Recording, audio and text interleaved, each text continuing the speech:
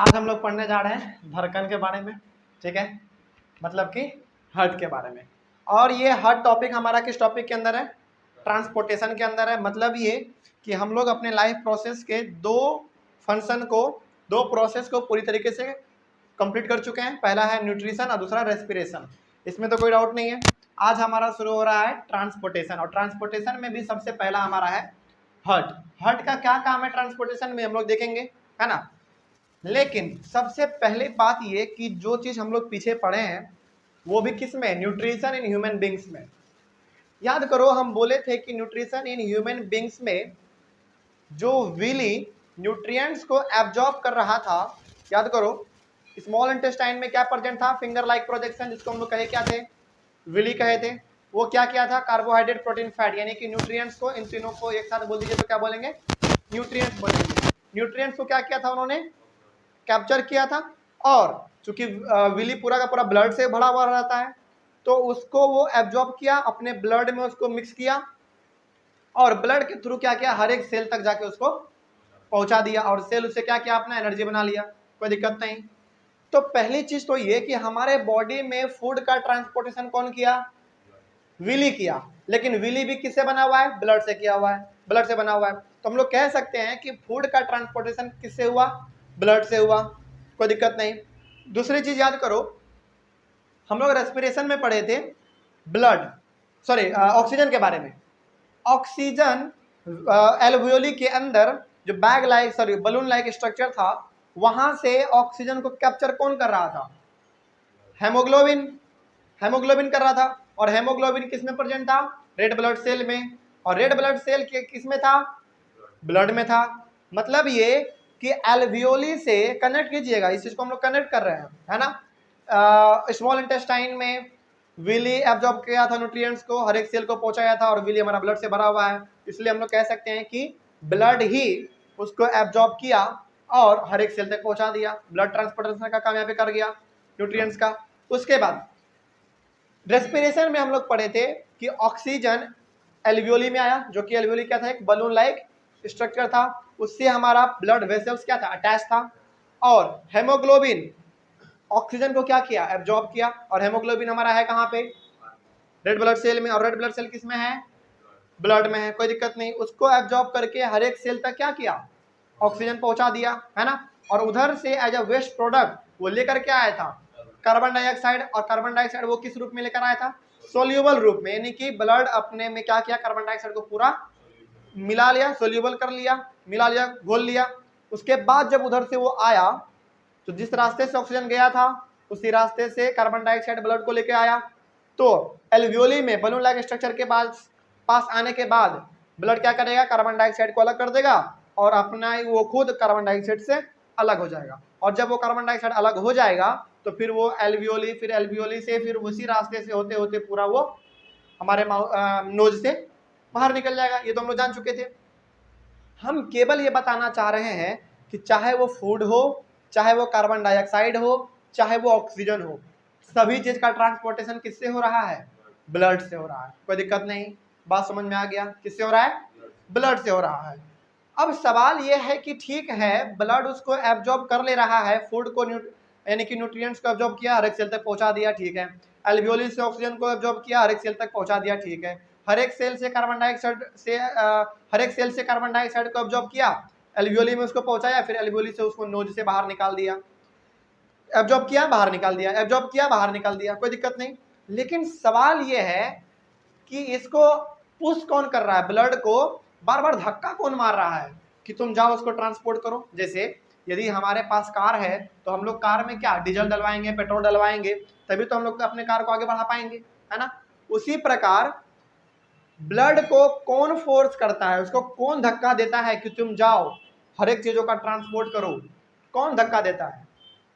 जैसे हमारे घर में यदि मोटर लगा हुआ है तो हम लोग यदि मान लो टंकी ऊपर पे रखा हुआ हो और नीचे तो मोटर रहता ही है, तो हम लोगों को यदि टंकी में पानी भरना हो तो प्रेशर कौन लगाता है? मोटर लगाता है। उसी प्रकार यदि हमारे बॉडी में ट्रांसपोर्टेशन का काम करना है, चाहे वो फूड हो, ऑक्सीजन हो या फिर कार्बन डाइऑक्साइड हो, तो वो उसको पुश कौन मारेगा? धक्का कौन मारेगा? हार्ट मारेगा। इसी के बारे में हम लोग पढ़ेंगे। कोई दिक्कत नहीं। देखो, यदि हमारे बॉडी में हार्ट नहीं होता तो बिल्कुल ब्लड हर एक चीज को एब्जॉर्ब करता, बिल्कुल करता, लेकिन हर एक सेल तक पहुंचा नहीं पाता। कोई दिक्कत नहीं, बात समझ में आ गया। तो धक्का मारने का काम यहाँ पे कौन कर रहा है? हार्ट कर रहा है। ये ब्लड को फोर्स करता है कि तुम जाओ और हर एक सेल तक फूड, ऑक्सीजन, कार्बन डाइऑक्साइड आके पहुंचाओ। कोई दिक्कत नहीं, बात समझ में आ गया। चलो यहाँ तक में कोई डाउट नहीं। अब आगे बढ़ते हैं हम अपने मेन टॉपिक की तरफ। मुद्दा ये क्या था? मुद्दा ये था कि हर एक चीजों का जो सप्लाई होता है हमारे बॉडी में वो ब्लड से होता है, और ब्लड को धक्का मारने के लिए कौन चाहिए? हार्ट चाहिए। कोई दिक्कत नहीं। चलो इस चीज को समझने से पहले कुछ जरूरी चीजें हैं जो कि हमको समझना है। सबसे पहला हमारा है सर्कुलेटरी सिस्टम। क्या है? हालांकि ये एनसीईआरटी में नहीं दिया हुआ है, लेकिन सर्कुलेटरी सिस्टम का जो ये सब पार्ट है ये दिया हुआ है। तो ये सारा पार्ट हमारा सर्कुलेटरी सिस्टम के अंडर में ही आता है। ठीक है, तो सर्कुलेटरी सिस्टम का हमारा सबसे पहला जो पार्ट है वो है हमारा ब्लड। क्या है हमारा? ब्लड। देखो जब भी सर्कुलेटरी सिस्टम का बात होगा ना तो समझ जाना उसमें तीन चीज इंक्लूड रहेंगे। पहला ब्लड, दूसरा ब्लड वेसल्स और तीसरा हार्ट। इन तीनों का फंक्शन क्या क्या है अभी हम लोग जानेंगे। सबसे पहले जानते हैं ब्लड के बारे में। यहाँ पे ब्लड के बारे में लिखा हुआ है, सबसे पहला चीज क्या लिखा हुआ है? अच्छा, मान लो कहीं पे यदि हमारा ब्लीडिंग होता है तो ब्लड किस रूप में निकलता है? लिक्विड के रूप में निकलता है ना? लिक्विड बोलो चाहे फ्लूइड बोलो, दोनों बात क्या है? बराबर है। कोई दिक्कत नहीं। तो ब्लड एक क्या है? हमारा लिक्विड ही तो है। तो साइंस में हम फ्लूइड को या फिर लिक्विड को, उसमें हम लोग कहते हैं उसको प्लाज्मा। क्या कहेंगे? प्लाज्मा। तो ब्लड कैसा होता है? लिक्विड होता है। लिक्विड का दूसरा नाम फ्लूइड होता है। तो बायोलॉजी में जब हम लोग उसको पढ़ेंगे तो हम लोग लिक्विड या फिर फ्लूइड ना कहकर ब्लड के उस लिक्विड पन को क्या कह देंगे? प्लाज्मा। कोई दिक्कत नहीं, बात समझ में आ गया। तो प्लाज्मा हमारा क्या है? मेनली ब्लड में जो भी आपको लिक्विड जैसा कुछ देखने को मिल रहा है, ब्लड वो लिक्विड तो है रहता है, तो उस लिक्विड को हम लोग क्या कह देंगे? प्लाज्मा कह देंगे। कोई दिक्कत नहीं। अब ब्लड के अंदर, ये तो लिक्विड हो गया हमारा प्लाज्मा। ब्लड के अंदर आपको मिलेगा red blood cell. Red blood cell. Red blood cell का दो फंक्शन है। पहला फंक्शन तो मेनली इसका रेड ब्लड सेल का एक ही फंक्शन है, लेकिन दूसरा चीज क्या है इसमें? रेड ब्लड सेल कलर में रेड होता है, इसीलिए इसका नाम पड़ गया है रेड ब्लड सेल। कोई दिक्कत नहीं। और रेड ब्लड सेल के अंदर ही हमारा प्रेजेंट रहता है हेमोग्लोबिन। क्या रहेगा? हेमोग्लोबिन। और हेमोग्लोबिन का फंक्शन क्या है भाई? ऑक्सीजन को एल्वियोली से कैप्चर करना, ऑब्जर्व करना। कोई दिक्कत नहीं, बात समझ में आ गया। तो देखो हर एक चीज यहाँ पे कनेक्टेड है ना। न्यूट्रिशन चैप्टर को यहाँ से हम लोग कनेक्ट कर दिए, रेस्पिरेशन को यहाँ से कनेक्ट कर दिए, इस ट्रांसपोर्टेशन को फिर कनेक्ट करेंगे हम लोग एक्सक्रेशन से, एक्सक्रेटरी सिस्टम से। यानी कि बायोलॉजी में हर एक चीज आपस में क्या है? कनेक्टेड है। कोई दिक्कत नहीं। चलो अब समझते हैं। तो रेड ब्लड सेल कलर होते हैं रेड में, रेड कलर का होता है, इसीलिए इसका नाम पड़ गया रेड ब्लड सेल। और रेड ब्लड सेल के अंदर ही होता है हमारा हेमोग्लोबिन, जो कि हेमोग्लोबिन करता क्या है? एल्वियोली से ऑक्सीजन को कैप्चर करता है और हर एक सेल तक पहुंचाता है। ये हो गया। उसके बाद है हमारा white blood cell. White blood cell का कोई कलर नहीं होता, वो कलरलेस होता है, यानी कि वो व्हाइट होता है। क्या होता है? व्हाइट होता है, यानी कि कलरलेस व्हाइट होता है वो। व्हाइट ब्लड सेल का काम है कि ब्लड में यदि कोई जर्म्स है, बैक्टीरिया है, वायरस है, कुछ भी है, अलग माइक्रो ऑर्गेनिज्म यदि कुछ है तो उसको खत्म करने का। कोई दिक्कत नहीं। तो व्हाइट ब्लड सेल का काम क्या है? टू किल जर्म्स, यानी कि जितना भी जर्म्स है, माइक्रो ऑर्गेनिज्म आपके बॉडी में यदि गलती से चला गया है तो वो उसको मार देगा, खत्म कर देगा। कोई दिक्कत नहीं। उसके बाद है हमारा लास्ट प्लेटलेट। प्लेटलेट के बारे में हम लोग जानते हैं। क्या है प्लेटलेट? अब जरा समझो इस चीज को। अच्छा मान लो कि सपोज करो यहाँ पे मेरा कट गया, छोटा सा यहाँ पे कट गया और यहाँ से ब्लीडिंग होने लगा। क्या कभी ऑब्जर्व किए हो, ब्लीडिंग जब होता है तो कुछ देर के बाद वहां पे एक क्लोटिंग जैसा हो जाता है। क्लोटिंग का मतलब कि वो वहां पे सॉलिड बन जाता है। वो मतलब क्या हुआ इसका? इसका मतलब ये हो गया कि प्लेटलेट में ये क्षमता है कि वो आपके ब्लीडिंग को रोक सकता है। कैसे रोक सकता है? उस ब्लीडिंग को वहां पे जाम कर देगा, ब्लॉक कर देगा। कोई दिक्कत नहीं। और ब्लॉक कैसे करता है? जैसे मान लो कभी यहाँ पे ब्लड हो, मान लो निकल गया, तो कुछ देर के बाद हमको नजर में आता है कि यहाँ पे एक सॉलिड जैसा कुछ बन चुका है ना। कोई दिक्कत नहीं। सॉलिड जैसा बनने का मतलब क्या है? वहां पे एक सॉलिड सरफेस वहां पे क्रिएट कर दिया और ब्लड को बाहर निकलने से रोक दिया। तो ये ब्लीडिंग का रोकने का काम कौन करता है? प्लेटलेट करता है। कोई दिक्कत नहीं। तो प्लेटलेट का काम क्या है? To stop bleeding. कहीं पे यदि आपको कट गया है या फिर कहीं पे आपको इंजरी हो गया है तो वहां पे अपने आप आपका जो ब्लड है कुछ देर के बाद वो जम जाएगा, और वो जमाने का काम करता कौन है? प्लेटलेट, ताकि आपको जो ब्लीडिंग है वो रुक जाए, कोई दिक्कत नहीं। देख रहे हो कितना नेचर पे कितना सोच समझ के हमारे बॉडी को बनाया है ना। ब्लीडिंग भी हो रहा है तो रुकने के लिए आपको कुछ है, क्या है? प्लेटलेट है ना। उसके बाद फिर आगे बढ़ते हैं। उसके बाद हमारा ब्लड वेसल्स। क्या है? ब्लड वेसल्स क्या है? देखो अब ब्लड में रेड ब्लड सेल है, व्हाइट ब्लड सेल है, प्लेटलेट है, प्लेटलेट है, उसके बाद फिर हमारा प्लाज्मा जो कि लिक्विड है ना। इन सब चीजों को, चूंकि ब्लड है तो वो किसी ना किसी पाथ से गुजरेगा, तो जिस पाथ से ब्लड गुजर रहा है उसी पाथ को हम लोग कहेंगे ब्लड वेसल्स। फॉर एग्जांपल मान लो यदि ये हमारा एक पाथ है, यदि एक हमारा पाथ है जिससे कि ब्लड होके गुजरेगा, फॉर एग्जांपल मान लो ये हमारा क्या हो गया? ब्लड हो गया। क्या हो गया? ये ब्लड हो गया। और इसी ब्लड के अंदर आपको क्या देखने को मिलेगा? Red blood cell, white blood cell, plasma, haemoglobin, सब कुछ आपको इसी में देखने को मिल जाएगा। तो ये जिस रास्ते से होके ब्लड जा रहा है, एक पाइप है ना, उसको, उस पाइप को हम लोग कहेंगे ब्लड वेसल्स। कोई दिक्कत नहीं। और ये ब्लड वेसल्स आपके शरीर में लाखों करोड़ों मिलियन ट्रिलियन है, जितना सेल है हर एक सेल तक आपका ब्लड वेसल्स कनेक्टेड है। अब जरा सोचो कि सेल तो दिखता भी नहीं हम लोगों को, है ना, और हर एक सेल तक हमारा ब्लड वेसल्स कनेक्टेड है, तो ये कितना छोटा और कितना झिल्ली टाइप होगा, है ना, एक बहुत ही पतला धागा जैसा होगा, और वो हर एक सेल तक क्या रहेगा? कनेक्ट रहेगा, आपस में जुड़ा हुआ रहेगा। मान लो यदि ये सेल है, यदि ये हमारा सेल है तो ये ब्लड वेसल्स इस प्रकार से इस पे कैप्चर किए हुए रहेगा, तो जितना सेल उतना ब्लड वेसल्स, कोई दिक्कत नहीं।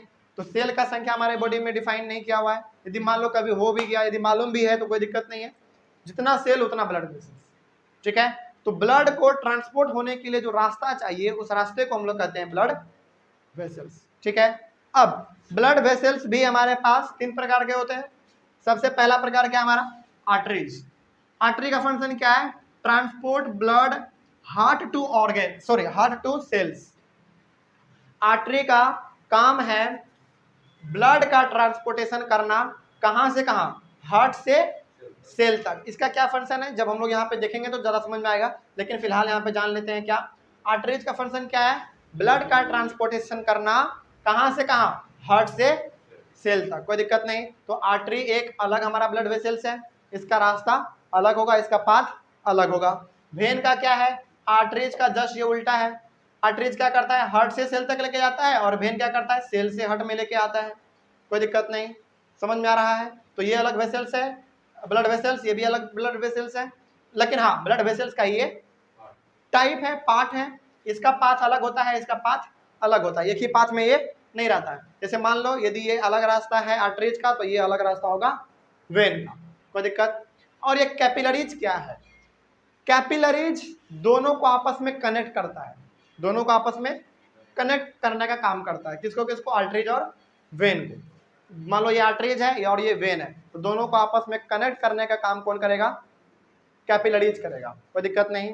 अब ये कैपिलरीज क्या है, अभी हम लोग इसको समझेंगे तो पूरी तरीके से इसको हम लोग समझ जाएंगे, कोई दिक्कत नहीं। तो ब्लड क्या था? ब्लड वेसल्स क्या था? समझ में आ गया। ब्लड हमारा एक लिक्विड है जिसको हम लोग प्लाज्मा कहते हैं, उसमें red blood cell, white blood cell और प्लेटलेट होता है। उसके बाद हमारा ब्लड वेसल्स, इस ब्लड को ट्रांसपोर्ट होने के लिए, बहने के लिए कोई रास्ता तो चाहिए, तो उसको हम लोग कहेंगे ब्लड वेसल्स। और ब्लड वेसल्स 3 प्रकार के होते हैं।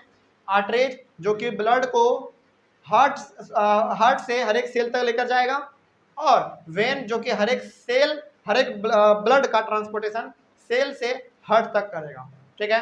और आर्टरीज सॉरी कैपिलरीज इन दोनों को आपस में कनेक्ट करने का काम करेगा, ठीक है। उसके बाद था हमारा तीसरा क्या? हार्ट था। हार्ट के बारे में देख लेते हैं क्या है। Heart is a muscular organ, मतलब क्या? ये पूरा का पूरा मसल से ही बना हुआ है, इसमें कहीं पर भी आपको बोन देखने को नहीं मिलेगा, ठीक है। उसके बाद है हमारा as big as our fist, एक मुट्ठी के जितना होता है हमारा हार्ट, इससे बड़ा नहीं, जितना बड़ा मुट्ठी आपका उतना बड़ा आपका हार्ट। बात समझ में आ गया? कोई दिक्कत नहीं। तो छोटे बच्चे का क्या होता है? मुट्ठी छोटा होता है तो उसका हार्ट भी क्या होगा? छोटा होगा। आप बड़े हैं, अभी क्लास 10th में है, तो आपका मुट्ठी क्या है? बड़ा है, तो आपके मुट्ठी के जितना ही आपका हार्ट होगा, उससे बड़ा नहीं होगा या फिर उससे छोटा नहीं होगा, कोई दिक्कत नहीं।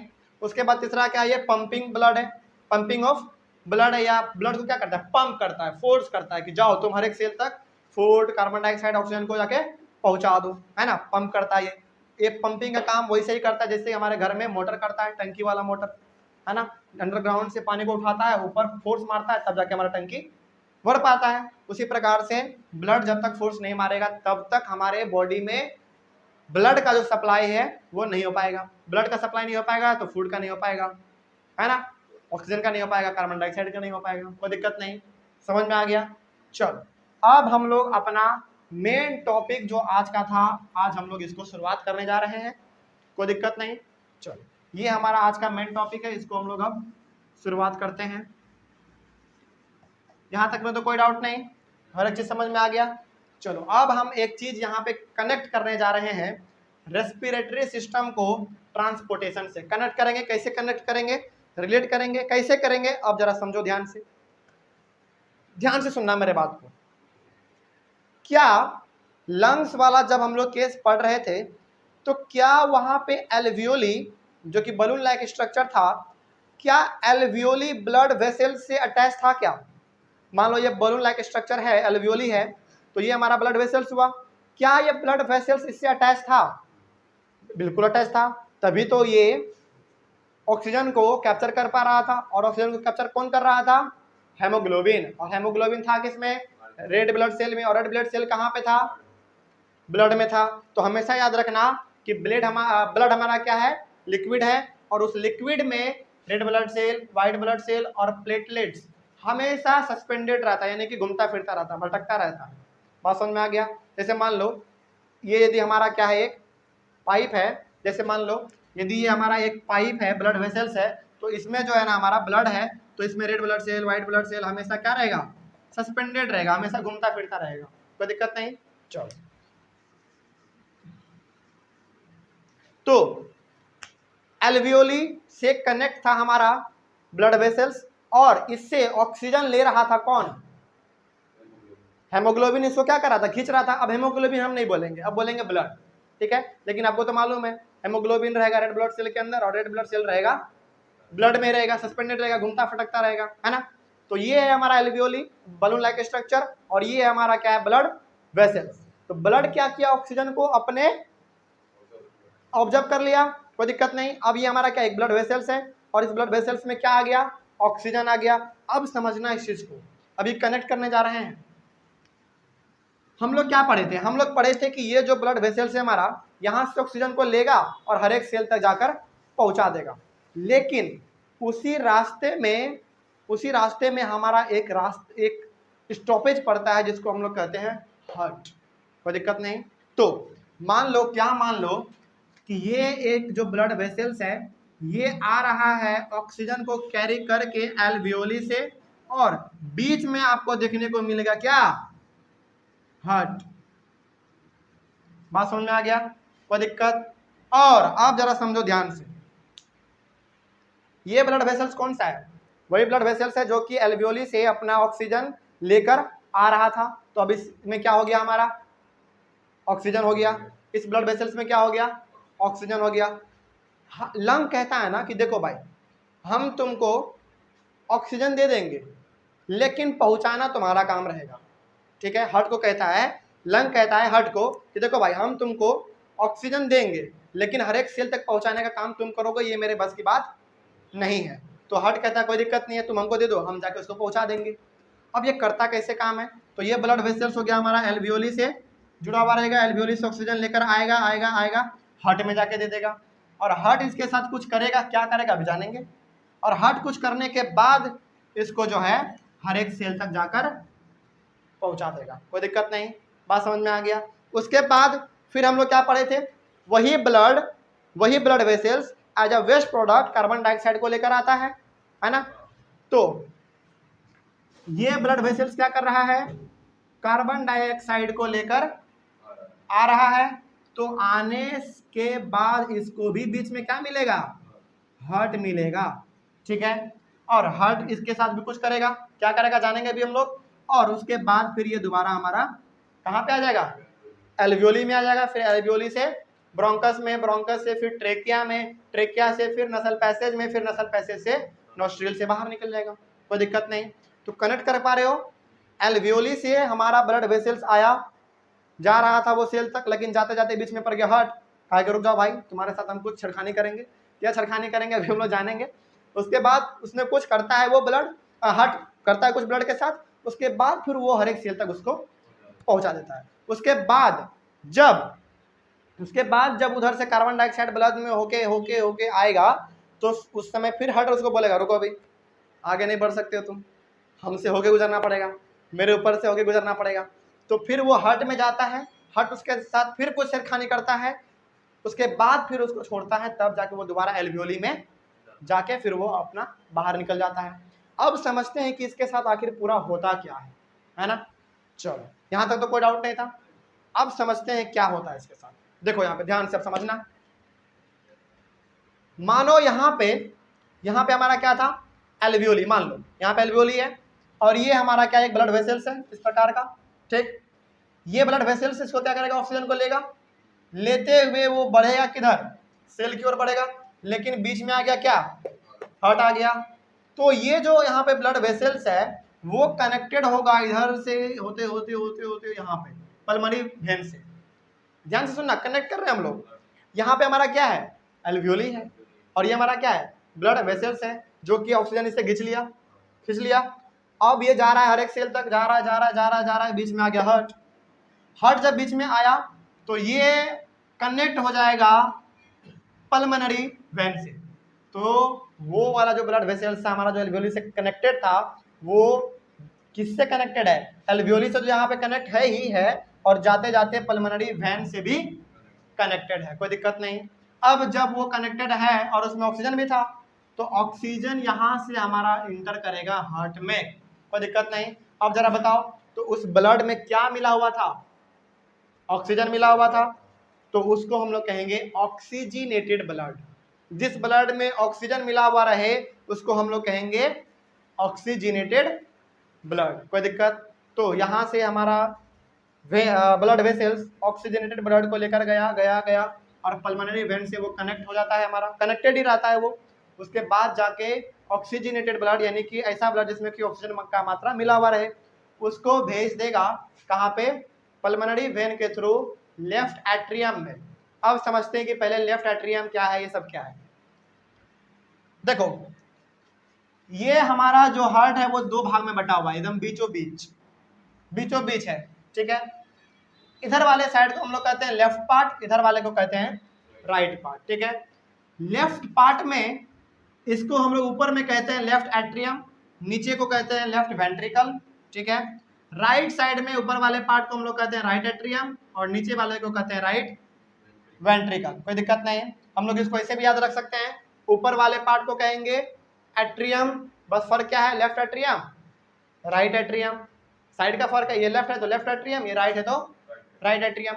ये लेफ्ट वेंट्रिकल है और ये राइट वेंट्रिकल है, कोई दिक्कत नहीं। इधर का पार्ट हो गया लेफ्ट, इधर का राइट, ऊपर में होता है हमारा एट्रियम, नीचे में होता है वेंट्रिकल, कोई दिक्कत नहीं। तो वो ऑक्सीजनेटेड ब्लड पल्मोनरी वेन से होते होते होते आया हमारा किसमें, लेफ्ट एट्रियम में आ गया। लेफ्ट एट्रियम में आने के बाद वो ब्लड आएगा हमारा लेफ्ट वेंट्रिकल में, कोई दिक्कत नहीं। यहाँ पे तुम एक दो चीज देख रहे होगे, ये दोनों, ये ब्लैक वाला है ना, ये क्या करता है ना, जब पल्मोनरी वेन से हमारा ऑक्सीजनेटेड ब्लड अंदर आता है और जब वो अंदर आ जाता है तो ये दोनों आपस में चिपक जाता है। चिपक क्यों जाता है, यदि नहीं चिपकेगा तो हो सकता है दोबारा ब्लड उसी रास्ते से बाहर निकल जाए, है ना। तो ये बैक डायरेक्शन में हमारा ब्लड फ्लो ना कर जाए, इसीलिए ये क्या करता है, ब्लड अंदर आने के बाद ये दोबारा हमारा ये चिपक जाता है, ताकि हमारा ब्लड दोबारा इसी रास्ते से बाहर ना चला जाए, है ना, कोई दिक्कत नहीं। बात समझ में आ गया। अब इस रास्ते से होते हुए हमारा ब्लड आ गया ब्लड। अब जरा समझना, एट्रियम का जो वॉल होता है ना, ये वाला वॉल, ये सब अंदर वाला, ये सब वॉल अंदर का जो तुम देख रहे हो, ये सब बहुत पतला होता है, बहुत पतला होता है, कोई दिक्कत नहीं, ये सब बहुत ही पतला होता है। लेकिन ये जो वेंट्रिकल का जो अंदर का तुम देख रहे हो पार्ट, ये बहुत ही थिक होता है, बहुत ही मोटा होता है, देखो है ना मोटा। अब मोटा होने का पीछे रीजन क्या है, रीजन ये है कि जब यहाँ से ब्लड हमारा वापस आता है अंदर, तो जब इसमें आएगा ये तो पूरा रिलैक्स हो जाएगा।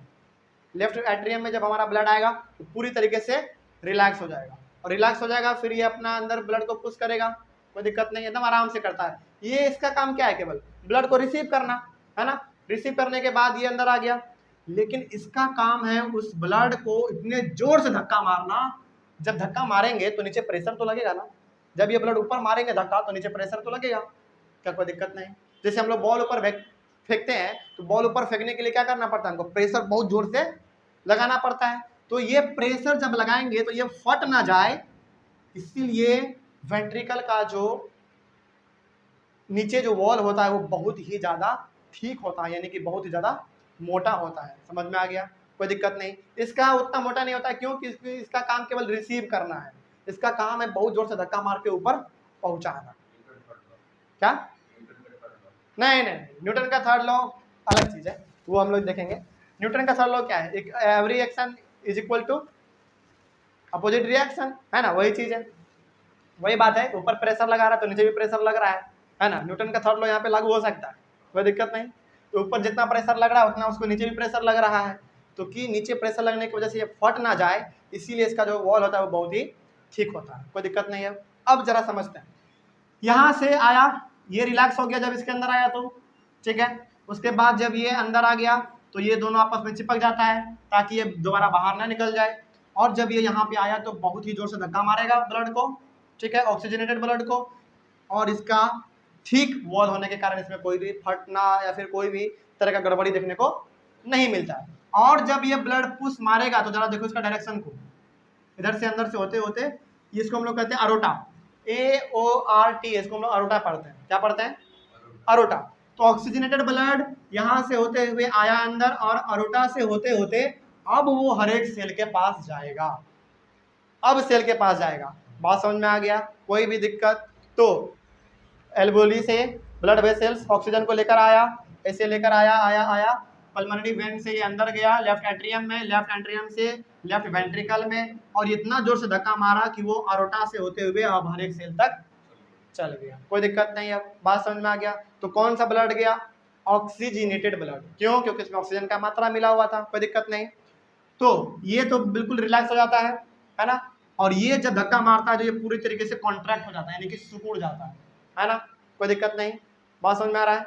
यही तो बार बार फूलना कम होना हमको महसूस होता है ना, तो वही चीज यहाँ से हो रहा है। तो अरोटा से हमारे हर एक सेल तक चला गया हमारा ऑक्सीजन, और याद करो उधर से ब्लड लेकर के आएगा, कार्बन डाइऑक्साइड लेकर आएगा। तो मान लो कि ये अरोटा हर एक सेल तक चला गया। अब यहाँ पे दूसरा हमारे पास ब्लड वेसल्स है, उसका नाम क्या है? वेन्स, ठीक है। वेन्स क्या करेगा?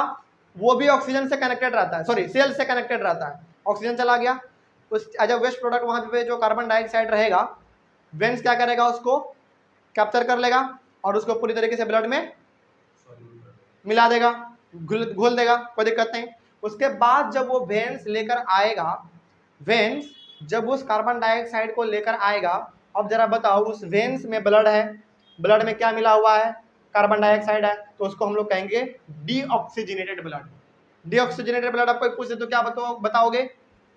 ऐसा ब्लड जिसमें कि कार्बन डाइऑक्साइड का मात्रा मिला रहे उसको हम लोग कहेंगे डीऑक्सीजनेटेड ब्लड। अब वो वेन डीऑक्सीजनेटेड ब्लड यानी कि कार्बन डाइऑक्साइड को लेकर आ रहा है, आते आते आते उसको यहाँ से वो दो रास्ते से जा सकता है, पहला तो ऊपर से आ सकता है हट में, ऊपर वाले हिस्से को हम लोग कहते हैं, देख लो यहाँ पे, ऊपर वाले रास्ते को हम लोग कहते हैं कहाँ गया? हाँ, वेना कावा कहते हैं ऊपर वाले रास्ते को, कोई दिक्कत नहीं। ऊपर वाले रास्ते से यदि आ रहा है कार्बन डाइऑक्साइड तो उसको हम लोग कहेंगे vena cava from upper body, ठीक है। उसके बाद फिर ये नीचे से भी जा सकता है, vena cava from lower body, कोई दिक्कत नहीं। अब चूंकि डीऑक्सीजनेटेड ब्लड जब यहाँ पे आ गया है तो उसी प्रकार से यहाँ पे लेफ्ट एट्रियम था, यहाँ पे राइट एट्रियम है, उसी प्रकार से जब ये राइट एट्रियम में सबसे पहले आएगा, ये ऊपर से भी आ सकता है ऑक्सीजन, सॉरी कार्बन डाइऑक्साइड ऊपर से भी आ सकता है ब्लड के साथ मिलके, और ये नीचे से भी जा सकता है। तो लेकिन यहाँ पे इस रास्ते को हम लोग क्या कहते हैं, इस फील्ड को राइट एट्रियम कहते हैं, कोई दिक्कत नहीं। तो राइट एट्रियम जब यहाँ पे कार्बन डाइऑक्साइड को रिसीव करेगा, चाहे वो अपर बॉडी से हो चाहे लोअर बॉडी से, वो रिलैक्स हो जाएगा, एकदम आराम से वो रिलैक्स हो जाएगा, ठीक है। तो अब जरा बताओ, क्या इसके पास भी मोटा वॉल होगा या पतला वॉल होगा? पतला वॉल होगा, क्योंकि केवल इसका काम क्या है, रिसीव करना है। और जब ये नीचे आएगा तो ये हमारा हो गया राइट वेंट्रिकल हो गया। और राइट वेंट्रिकल में आने के बाद ये भी उस ब्लड को, जो कि किससे भरा हुआ है, कार्बन डाइऑक्साइड से भरा हुआ है, जिसका नाम क्या है, डीऑक्सीजनेटेड ब्लड, उसको बहुत ही जोर से धक्का मारेगा, है ना। प्रेशर जब लगाएगा तो यहाँ पे भी हमारा प्रेशर लगेगा, नीचे ऊपर फेंक रहे हैं तो नीचे भी हमारा लगेगा, कोई दिक्कत नहीं। तो जब यहाँ पे प्रेशर लगेगा तो इसका भी जो वॉल होगा वो क्या होगा, ठीक होगा, बहुत ही मोटा होगा, कोई दिक्कत नहीं। तो अब ये ब्लड क्या कर रहा है, इधर से देखो, ऐसे ब्लू वाला ऐसे ऐसे होते होते होते होते पल्मोनरी आर्टरीज से कहाँ चला जाएगा, कहाँ चला जाएगा, लंग्स में जाएगा।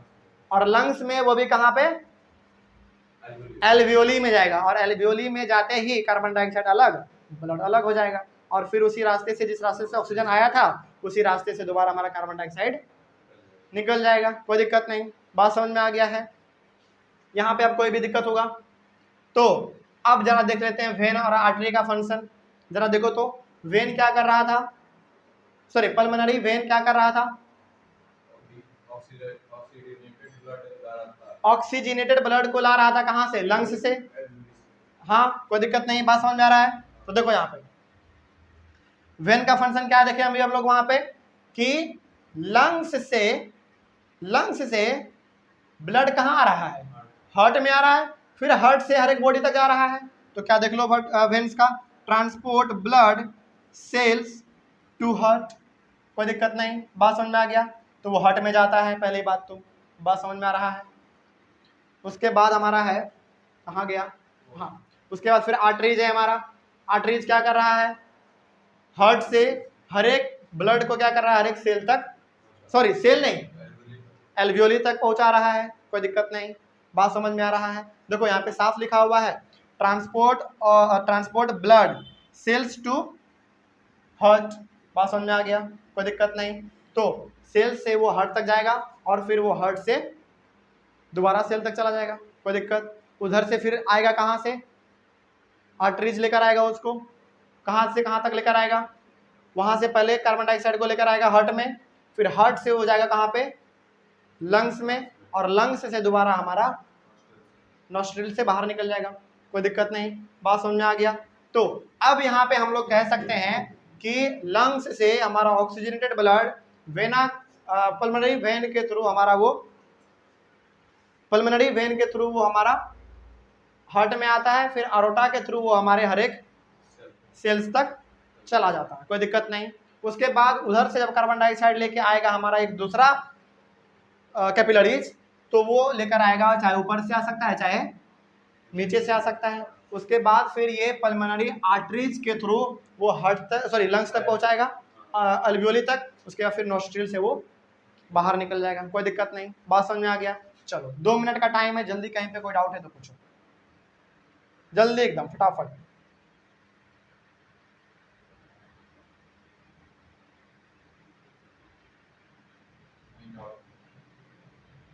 कोई डाउट है, कोई डाउट नहीं है? समझ में आ रहा है? चलो अब यहाँ पे हम लोग कहे थे कि ये इधर राइट वाला पार्ट है, इधर हमारा इधर लेफ्ट वाला है और इधर राइट वाला पार्ट है ना। तो ये जो बीच में जो डिवाइडिंग वॉल है ना, बीच में इधर लेफ्ट इधर राइट, उस डिवाइडिंग वॉल को हम लोग कहते हैं सेप्टम। क्या कहेंगे? सेप्टम कहेंगे। सेप्टम का फंक्शन क्या है? सेप्टम का फंक्शन है डिवाइडिंग करना दो हार्ट को अलग अलग भाग में, एक लेफ्ट में और एक राइट में। तो लेफ्ट में हमारे हमेशा कौन से ऑक्सीजन रहेंगे? ऑक्सीजनेटेड ब्लड, कोई दिक्कत नहीं, जिसमें कि ऐसा ब्लड जिसमें कि हमारा ऑक्सीजन का मात्रा मिला रहे। और राइट में हमारे कौन से रहेंगे? डीऑक्सीजनेटेड रहेंगे, कोई दिक्कत नहीं। अब समझ में आ रहा है? हर चीज समझ में आ गया? उसके बाद हर एक टॉपिक 10 मिनट डिस्कस हो गया, अब तो कहीं पे कोई डाउट नहीं, कोई दिक्कत। चलो अब हम लोग थोड़ा सा समझते हैं इसके थोड़ा सा बाहर।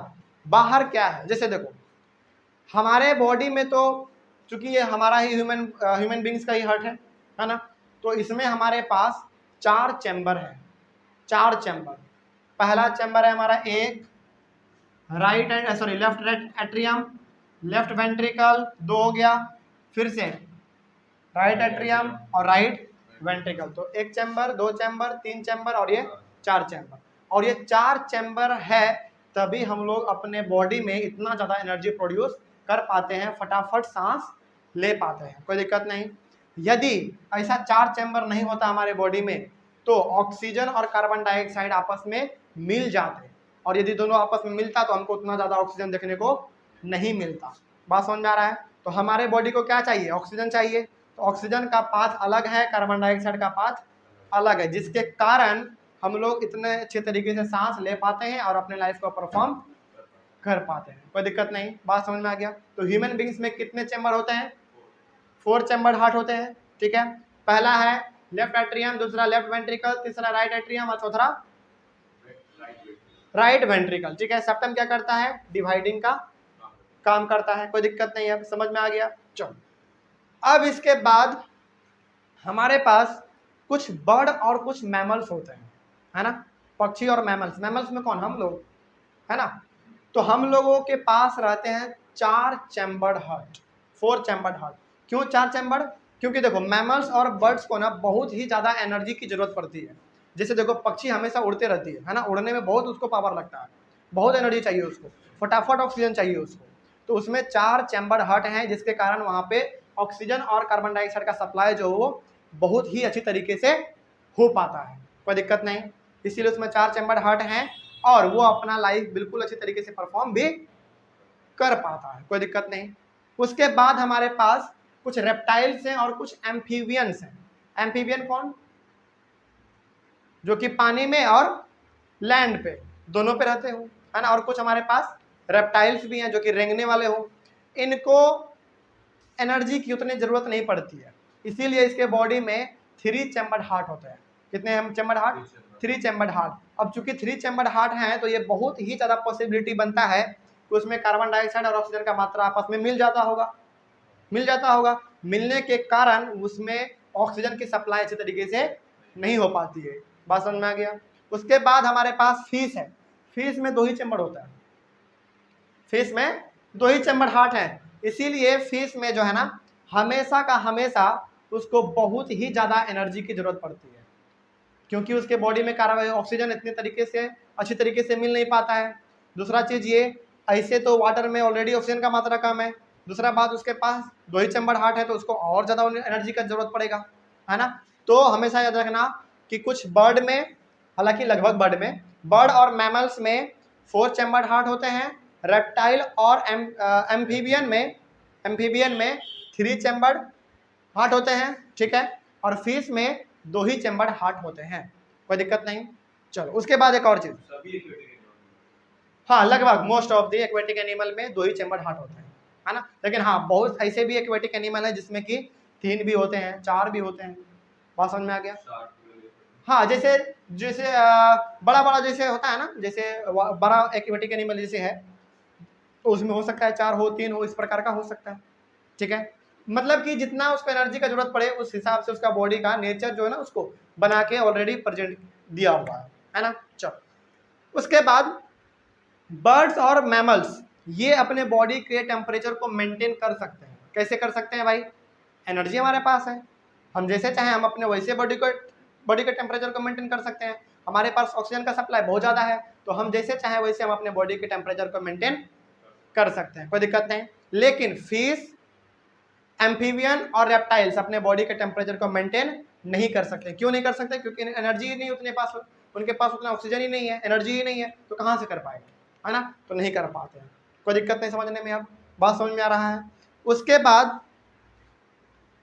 बाद एक और यहाँ पे हमारे पास था प्लेटलेट का फंक्शन।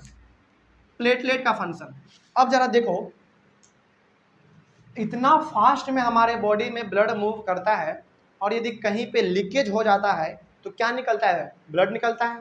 और उस ब्लड में जो कोटिंग का काम करता है वो कौन करता है? हमारा प्लेटलेट्स करता है, कोई दिक्कत नहीं। बात समझ में आ रहा है? यहाँ पे कोई भी समस्या? अब बात है हमारा फिर एक सिंगल सर्कुलेशन और डबल सर्कुलेशन नाम सुने होगे। सिंगल सर्कुलेशन क्या है और डबल सर्कुलेशन क्या है? देखो, यदि देख जैसे एक बार सांस लेना और एक बार सांस छोड़ना, इसको हम लोग कहते हैं one complete cycle. One complete cycle, एक बार सांस लेना और एक बार सांस छोड़ना हम लोग कहते हैं एक कंप्लीट साइकिल। और इस एक कंप्लीट साइकिल में यदि हार्ट में केवल एक ही बार ऑक्सीजन जा रहा है, यदि एक ही बार ऑक्सीजन जा रहा है, और ऑक्सीजन किसके साथ जाएगा? ब्लड के साथ जाएगा, है ना, तो हम लोग ब्लड कर सकते हैं। यदि एक सर्कुलेशन में, एक कंप्लीट सर्कुलेशन में, एक कंप्लीट साइकिल में, जो कह लो सब अच्छा है, सब एक ही चीज है, यदि ब्लड में हार्ट में एक ही बार ब्लड जा रहा है तो हम लोग उसको कहेंगे सिंगल सर्कुलेशन। लेकिन एक कंप्लीट साइकिल में हमारे हार्ट में 2 बार ब्लड जा रहा है तो हम लोग उसको कहेंगे डबल सर्कुलेशन। क्या ह्यूमन बींग्स में डबल सर्कुलेशन है या सिंगल सर्कुलेशन है? सिंगल कैसे, डबल है, डबल सर्कुलेशन है। ऑक्सीजन नहीं, ब्लड बोलो, ब्लड ब्लड ब्लड हम ह्यूमन हार्ट में कितने बार आता है एक कंप्लीट साइकिल में? 2 बार। एक बार ऑक्सीजन को लेकर आता है, एक बार कार्बन डाइऑक्साइड को लेकर आता है, कोई दिक्कत नहीं।